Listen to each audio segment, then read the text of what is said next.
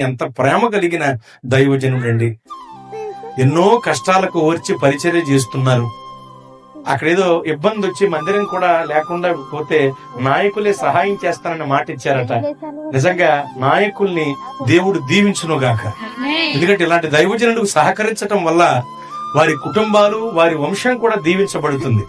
ఎందుకంటే నమ్మకంగా దేవుని పరిచర్య చేస్తున్నారు ఈయన ద్వారా స్వస్థతశాల జరగటం గాని, స్వస్థత ప్రార్థనలు జరగటం గాని, అలాగే క్రమాలు జరగటం గాని, సన్నిధి క్రమాలు జరగటం గాని ఈ గ్రామానికి కూడా ఎంతో క్షేమమండి.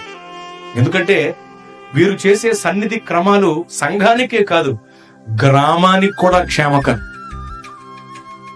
కాబట్టి ఇటువంటి దైవజనుడికి మరలా ఒక మంచి దేవాలయం దేవుడు ఏర్పాటు చేయాలి. ఈ గ్రామానికి దీవెనకరమైన దేవాలయం దేవుడు అనుగ్రహించాలి. ఆమేన్. అందుకొరకు నాయకులను అలాగే సంఘాలను దేవుడు ప్రేరేపించునుగాక.